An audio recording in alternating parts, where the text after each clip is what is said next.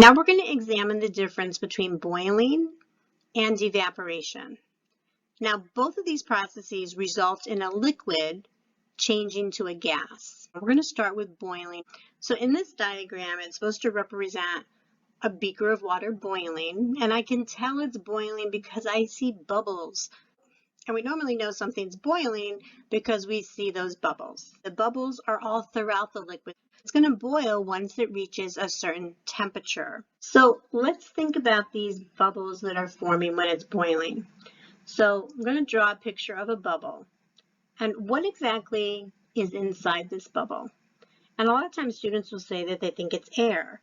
But remember, the bubbles are forming down here where the heat source is. Usually the bottom of the beaker would be on top of a hot plate or a Bunsen burner, and the bubbles form down here. Well, there's no air space down here. It's just liquid, which is telling us that inside those bubbles, it's going to be water that has gone from the liquid phase to the gas phase. So it is water vapor inside the bubbles. And as those evaporated water molecules move around inside the bubbles, they're going to create a pressure as they collide with the inside of the bubble, and they're going to create a pressure pushing out. Now, there's also air pressure above the water that is constantly pushing down on top of the water. So let's draw some arrows of this air pressure pushing down on top of the liquid. Now, if the air pressure is greater than the pressure inside the bubble, then it's going to squash that bubble and not allow it to expand and even become a bubble. But if the pressure pushing down the air pressure is equal to the pressure inside the bubble that's trying to push out, the bubble is going to be able to inflate, and we're going to see boiling taking place. So let's add underneath boiling that the VP, or the vapor pressure, equals the air pressure, so the bubbles are able to form. If the air pressure is greater than the pressure of the water inside the bubble, it squashes the bubble and they can't form. If it's equal to that pressure that the water vapor is pushing out with, the water vapor is going to be able to push out with its pressure and the bubble will start to expand. The temperature at which something boils, or the boiling point, can vary if the air pressure varies, because the vapor pressure in the bubble only has to equal the air pressure. So that means if we have a really high pressure pushing down on top of the liquid, the pressure in this bubble has to be higher before the bubble can form.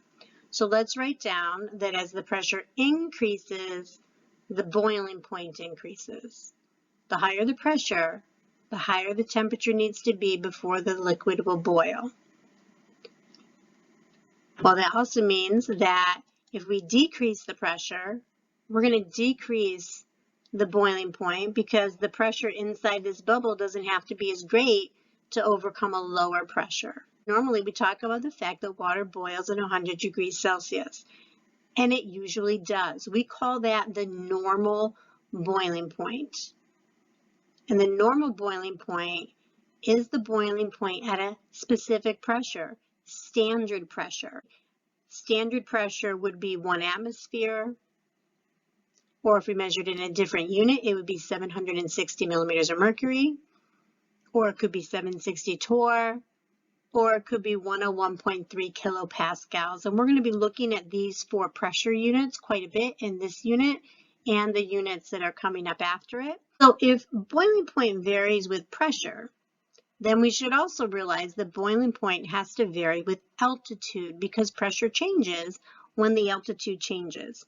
So let's redraw that simple diagram we had of the sea level at low altitude and the mountaintop, which would be high altitude. And remember, at a high altitude, high up in the mountains, there's less air particles, so there's less collisions, making less pressure, so it's going to have a lower pressure. Whereas at sea level, there's more atmosphere, more molecules colliding, more force. That's going to create a higher pressure. Now, if we were at sea level and we were heating up a beaker of water, And the temperature we can see is at 70 degrees. And the pressure is 101.3 kilopascals, which is standard pressure.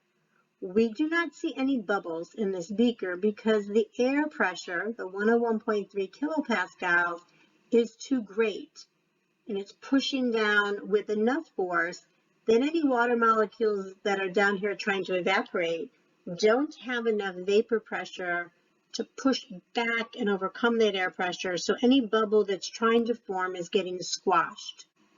If we continue to heat that water up to 100 degrees, we would notice that it would start boiling because 101.3 kilopascals is standard pressure. And at standard pressure, the normal boiling point for water is 100 degrees. And now we see bubbles forming because at this point, the pressure inside each of these bubbles is equal to the pressure of the air pushing down, trying to squash them so the bubbles can overcome that pressure. They can inflate and fill up with gas, and we see boiling. Now, if you were to go hiking up into the mountains and you wanted to heat up some water to make some hot cocoa, if we started heating that water and we got it to 70 degrees, we would notice that it was boiling. Not because it was at 100 degrees, it's only 70 degrees, but the air pressure is so much less at high altitudes. There's very little pressure pushing down on top of the liquid. So the pressure inside the bubbles doesn't have to be as great. It only has to be equal to 34, and they can push back and expand to form bubbles.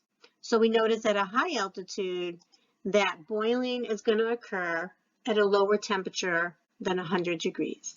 So let's compare that now with evaporation. So here we have a picture of some water, and there are no bubbles in here. But that doesn't mean that none of the water molecules can evaporate, because any water molecule on the surface doesn't have to form a bubble. If they have enough energy, they can just jump up and escape and turn into water vapor. So with evaporation, it's only occurring at the surface because these are the only molecules at the interface between the liquid and the air that can actually escape into the air. Let's write down for evaporation that it occurs at the surface of the liquid.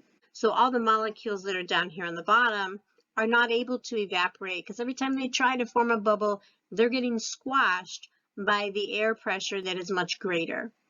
All right, so when the air pressure is greater than the vapor pressure, no bubbles are formed because the bubbles are continually squashed by the pressure pushing down on top of them, not allowing them to inflate.